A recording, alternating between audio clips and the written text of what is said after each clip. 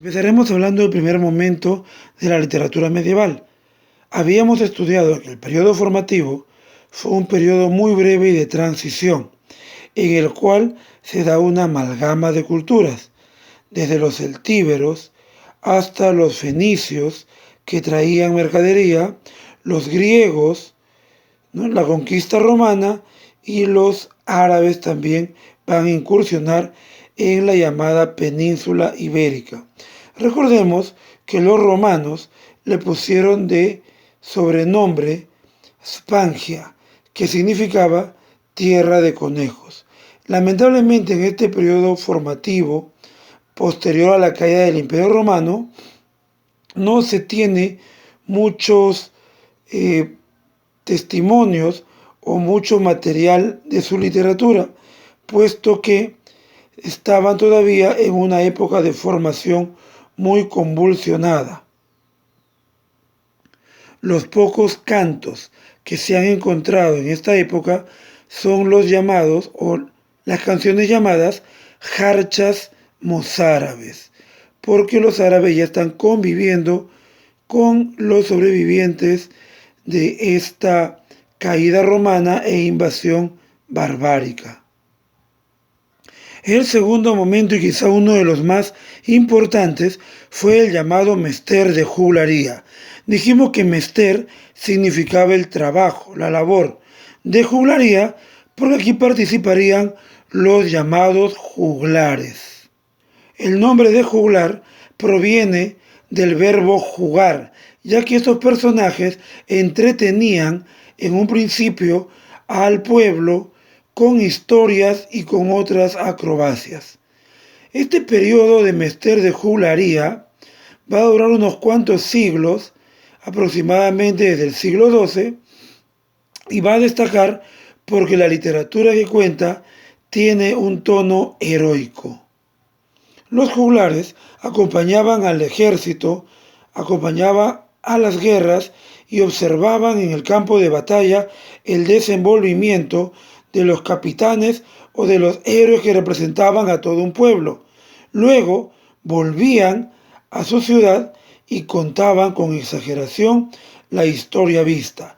Si es que era una historia de victoria, le ponían mucha emoción y alegría. Si es que el héroe había sido derrotado, también exageraban para mostrar que el héroe luchó hasta el final, aún en contra de sus propias fuerzas. Los tipos de obras que van a destacar en esta época son los llamados cantares de gesta, que pertenecen al llamado género épico.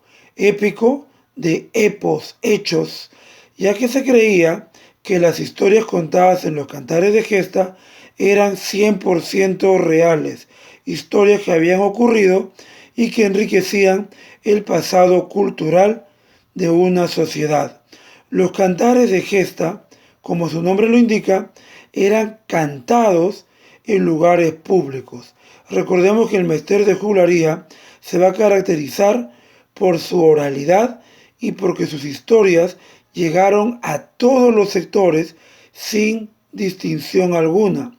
Los juglares cantaban las hazañas de los héroes en parques, en plazas públicas o en cualquier lugar donde hubiera mucha gente, y así la historia era captada por todos. A esta época se le llamó también Baja Edad Media porque no hubo mucha producción literaria escrita, porque no hubo mucha producción cultural o artística, debido a que los reinos en formación aún se encontraban en constantes guerras. Además, no todo el pueblo sabía leer y escribir, razón por la cual los juglares optaron por contar las historias de forma oral. Esto, lamentablemente, también jugó en perjuicio de los cantares de gesta, ya que al ser orales las historias, muchas de ellas se perdieron en el tiempo para siempre. Siendo la obra más importante de la época el Cantar del Mío Cid, que también cuando lo estudiamos tuvo un capítulo aparte, ya que esta obra fue rescatada por un par de estudiosos, Per Abad y Medinaceli. Ellos lograron rescatar esta historia oral en un cuaderno que lamentablemente llegó a nuestra época con la primera hoja rota.